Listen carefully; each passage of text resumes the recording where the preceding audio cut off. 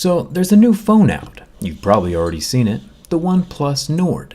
It's a little bit different than the normal OnePlus phones we've been seeing.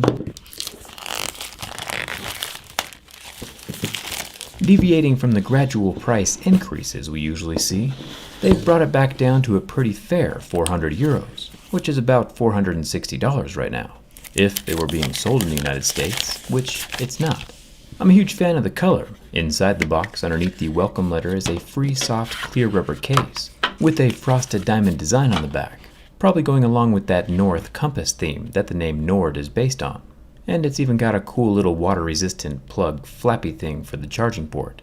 Extra protection is always a good thing. Going deeper, we have the 30-watt European warp charging brick.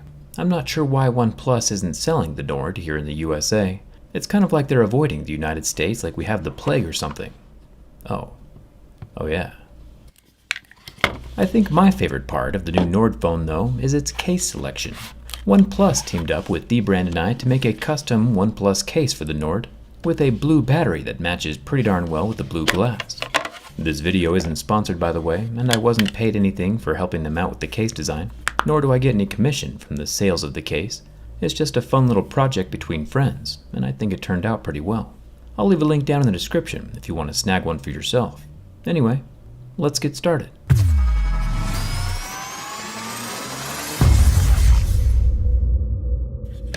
If cases aren't your thing, of course, we still do have the regular teardown skin, same transparent design in a sleeker form factor, but also without that drop protection. Personally, I think the skin looks pretty cool under that clear rubber case as well. It's pretty awesome of OnePlus to let us be involved in the design process. Now, we know the OnePlus Nord is a cheaper phone this time around, and to get that lower price point, sacrifices do have to be made. Sometimes, even sacrifices to durability. Lucky for us, OnePlus has included a free screen protector on the display. I'll peel that off so we can start with the actual scratch test. Remember, these Mohs picks help us differentiate between plastic, which scratches at a level 2 or 3, and glass, which scratches at a 5 or a 6, and of course sapphire, which is level 8 or 9. The OnePlus Nord is using Gorilla Glass 5, which starts scratching at a level 6 with deeper grooves at a level 7.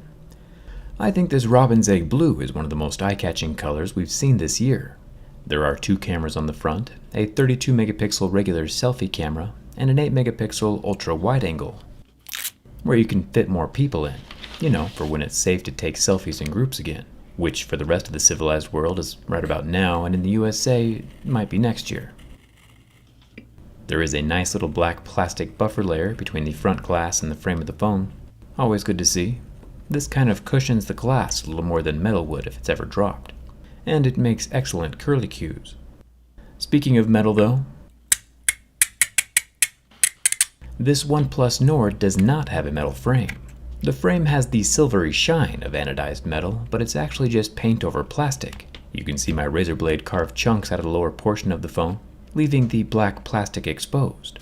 Not necessarily a deal breaker, of course, we just haven't seen a plastic phone in quite a while. The volume rocker is made from metal. You can see the silver shining through from underneath my scratches. Making a phone out of plastic does save money. I think OnePlus just decided to use the Nord budget to improve the internals of the phone rather than the externals. The SIM card tray is also made from plastic and does still include the water-resistant rubber ring around the opening. The right side of the phone is also plastic, with a metal power button and a metal mute switch, which I'm still a huge fan of.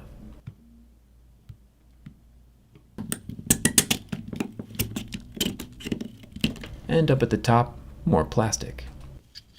The back of the phone is glass. My razor blade does no damage, and the logos are safe on the underside of that glass. OnePlus is calling this a quad camera setup with a 48 megapixel main camera stolen from the OnePlus 8.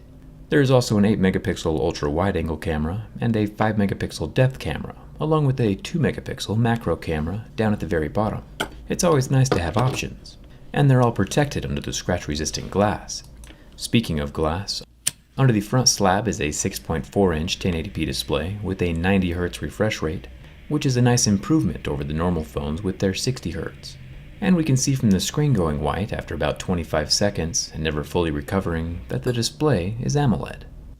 Testing out the under-screen fingerprint scanner, also a perk for a phone this price, we can tell it's an optical scanner by the way the screen lights up to illuminate my fingerprint through the glass. Ultrasonic fingerprint readers like on the Samsung phones don't need this extra light. After adding some level 7 deeper groove damages, my fingerprint is still able to be read and unlock the phone every single time. Nice work, OnePlus. Gets a thumbs up from me, even though my hands are still covered in that glitter paint. Now remember, smartphone durability isn't everything. It's just one of the many aspects to consider when buying a phone. A good protective case can solve many structural issues, and the OnePlus Nord does have some structural issues. Nothing major happens with the first bend from the back, even though the phone was left a little kinked. It's only when bending from the front that we hear the first snap. I try not to get spooked when my phone cracks, but I am only human. It turns out it was the frame near the volume button. And once that last shred of structure was gone, the rest of the screen was soon to follow. The interesting thing to note here though is that the entire phone is still mostly fine. The exterior glass is not cracked at all on both the front and back surfaces. It's just the interior display underneath the glass that's broken, cracked like a potato chip or a robin's egg. The Gorilla Glass on the outside of the phone is still undamaged and unshattered. I actually saw something similar to this happen on a $5,000 TV one time, but that's a different story for a different day. The OnePlus Nord is not going to break all on its own, of course. The amount of stress I put on phones isn't normal by any means. But the Nord should indeed try to stay out of extreme situations and avoid back pockets. Most phones that pass through my tests do not end up breaking. A hard case is always a good idea, no matter what phone you own. And with this OnePlus Nord, I'd say a hard case is probably a great idea. Remember, this video only focuses on the durability aspect of the phone, and even though the OnePlus Nord failed my durability test, it still is a good phone. Like I said before, durability is only one aspect to consider. But like always, let me know your thoughts down in the comments. We'll dive deeper into the phone during the teardown video, so come hang out with me on Instagram and Twitter. And thanks a ton for watching. I'll see you around.